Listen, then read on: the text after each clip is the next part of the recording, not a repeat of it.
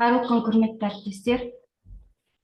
Біз бүгін сіздерге біздің айналамыздағы математика 3 сыныпқа арналған бағдарламаны ұсынғалы отырмыз. Осы тәжірибемізбен сіздерді таныстырғымыз келіп отыр. Сіздерге бағдарламаның жалпы не туралы екенін қазір атап өтейік.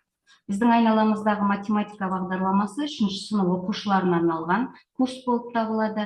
Бағдарлама Қазақстан Республикасының бастауыш білім берудің мемлекеттік жалпыға міндетті стандартына, үлгілік оқу бағдарламасына және жаңартылған мазмұн талаптарына сай әзірленген. Бағдарламаның мақсаты оқушылардың математикалық білімін өмірмен байланыстыра отырып, оларды практикалық дағдылармен ұштастыру. Бағдарламада математиканың негіздері мен практикалық дағдыларын дамыту. Бұл оқушыларды өмірде кездесетін нақты түрлі тақырыптар мен проблемалар шешуге дайындайды, сондай-ақ оларды математикалық ойлау дағдыларымен қамтамасыз етеді.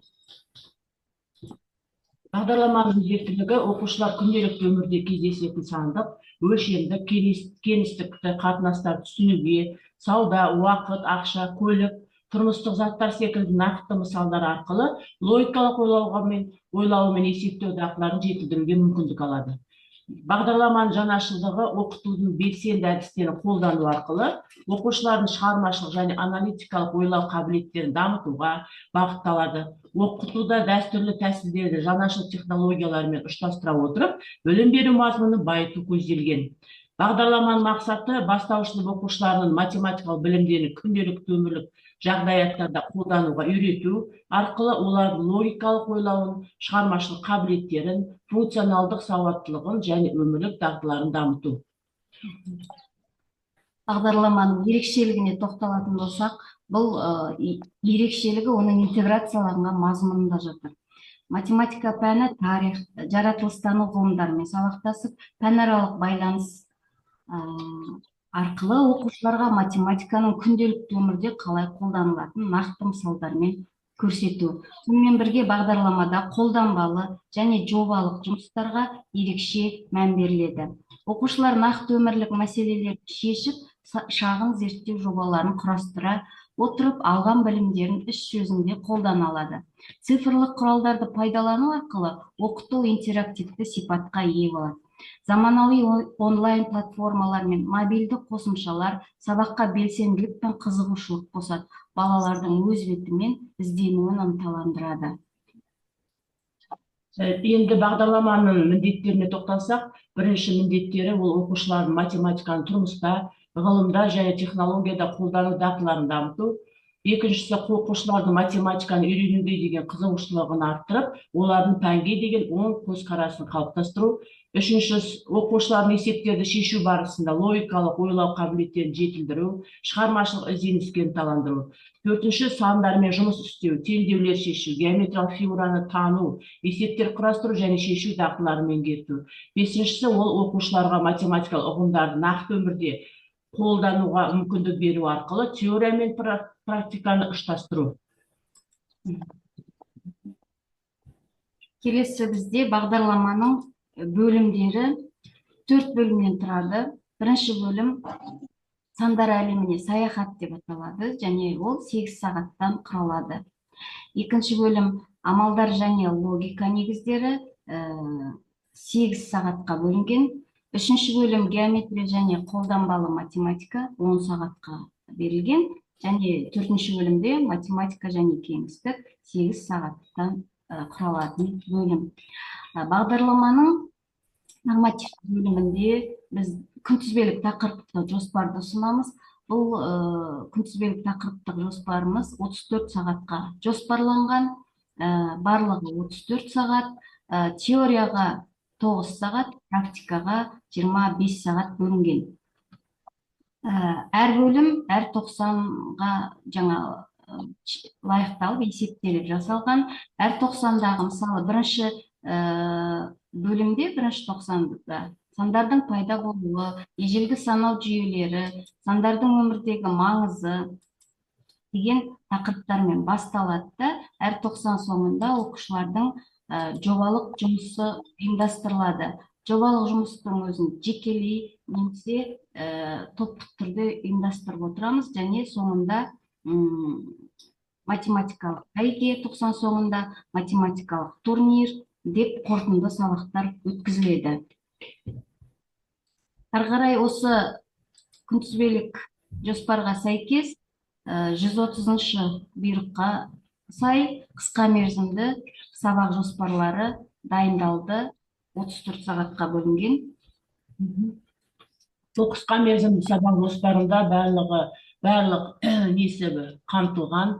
Бірінші басты бөлімде мысалы балаларды жаңағы ұйымдастыру кезеңі, оқушылардың әрекеті, бағалау, ресурстардың бәрі берілген.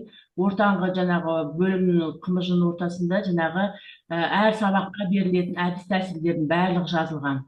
Және де ең соңында рефлексияның түрлері, қандай жаңа белсенді тақталар, соның барлығы осы 34 берілген 34 қысқа мерзімді сабақ жоспарланған жоспарда жазылған. Келесі бұл неде оқу бағдарламасында екінші қосымша ретінде оқушыларға арналған жеке жұмыс дәптерлері ұсынылып отыр.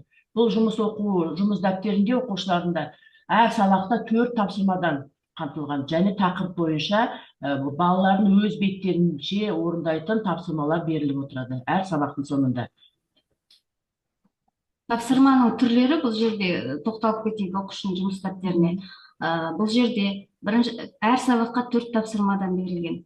Мысалы, мынау бірінші сабақтың бірінші тапсырмасында ежелгі адамдар қандай заттарды санау үшін қолданған ата, өз ойыңды суретпен бейнеле деген тапсырма. Оқушыларды қызықтыратындай. Екінші тапсырмада бүгінгі заманның санау жүйелері мен ежелгі сандарды салыстырып, екі айырмашылығын жаз дейді. Сын тұрғысынан ойлау, бұл жерде оқушылардың логикасын дамытуға арналған тапсырмалар. Үшінші тапсырмада шығармашылыққа берілген суреттен, мысалы, тасқа салынған белгілерден сандардың алғашқы түрлерін тауып сипаттап айт деп, бұл жерде тарих сабағымен пәнаралық байланыс жаңа айтып өттік қой, ерекшелігі бағдарламаның жаңашылдығы оның интеграцияланған мазмұнында деп. Мына біз осы бағдарламада осыған көп мән бердік, интеграцияланған мазмұнға. Бұл жерде 4-ші тапсырма, онан кейін бізде былай алынған 4-ші тапсырма. Егер мен ежелгі заманда өмір сүрсем, қандай санау жүйесін қолданар едім деген шағын эссе жаз деп тапсырма береміз. Бұл жерде оқушының оқу сауаттылығын, жазылым дағдысын, айтылым дағдыларын барлық осы біз сабақта қолданатын 4 дағдыны дамытуға арналған тапсырма бар. Логикалық тапсырмаға да ары қарай бізге әріптестер кішкене қазір. Міне, ары қарай. Апробацияның нәтижесі бойынша біздің айналамыздағы математика бағдарламасы 3-ші сынып оқушыларының математикалық сауаттылығын арттыруда тиімді құрал ретінде танылды. Бағдарлама теория мен практиканы ұштастырып оқушылардың функционалдық, логикалық және шығармашылық ойлау қабілеттерін жан-жақты дамытуға ықпал етті. Мұғалімдер пікірі бойынша бағдарлама оқу үдерісін жандандырып, оқушылардың математикалық ойлауына серпін берді. Олар оқушылардың өз бетінше есеп құрастыруға, бір есепті бірнеше тәсілмен шығаруға, топпен жұмыс істеп, пікірін дәлелдеуге, математикалық тілде сөйлеп, ой қорытындысын жасауға ұмтылғанын атап өтті. Апробация нәтижесінде алынған мәліметтер мен сапалық пікірлер бағдарламаны кең көлемде енгізуге, әрі қарай жетілдіріп таратуға ғылыми және практикалық негіз бар екенін көрсетті. Енді мына жерде біздің оқушылардың жұмыс үстіндегі көріністері, топпен жекелей жұмыс жасаған кездері, көріністер, практикалық жұмыс.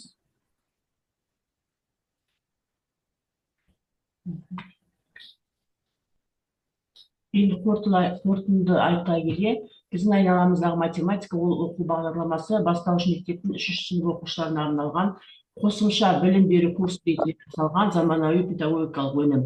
Курс нәтижесінде оқушылар математикалық ұғымдарды терең түсініп, оларды күнделікті өмірде қолдана алатын болады.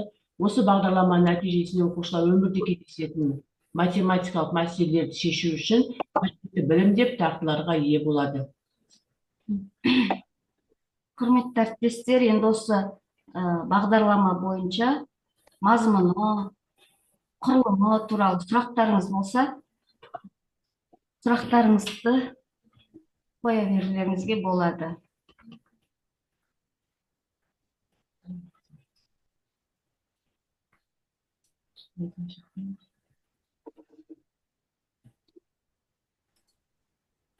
Сұрағымыз жоқ.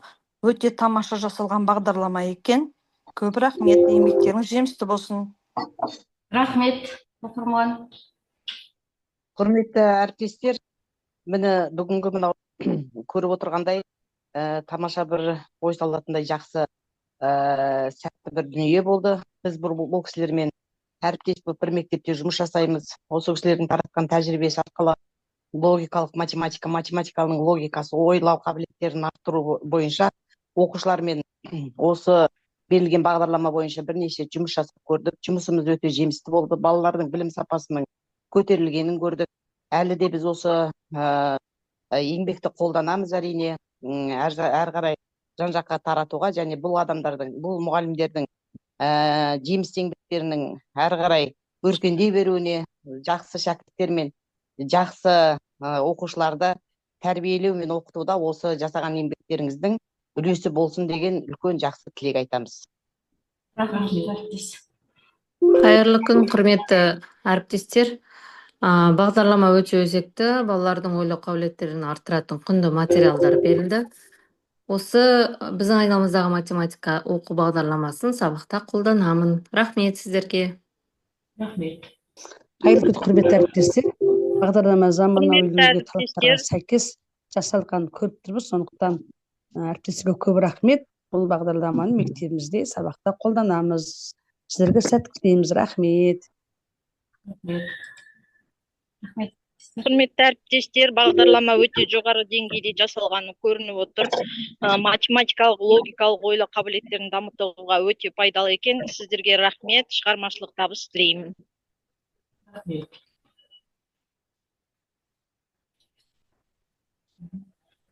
Рахмет, әріптестер. Пікірлеріңіз біз үшін Мен сөйледім ғой, менікі қабылданды ма өзі? қабылданды. Теміртау қаласы. Рахмет. Әріптес Теміртау қаласынан пікір айтқан әріптес, өте көп рахмет сізге. Пікіріңіз өте маңызды, өте құнды. Рахмет.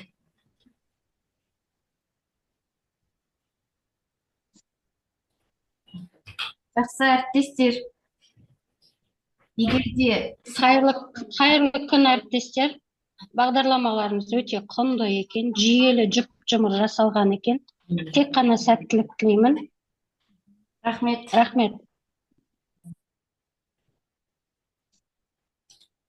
Құрметті әріптестер, алтын уақыттарыңызды бөліп, біздің тәжірибемізді тарату эфиріне қатысқандарыңызға сіздерге көп рахмет айтамыз. Алдағы уақытта жазғы демалыстарыңызды жақсы, сәтті өткізуді тілектеспіз. Көп рахмет сіздерге. Назарларыңызға рахмет. Сау болыңыздар. Сау болыңыз. Сіздерге де көп рахмет. Сау болыңыздар.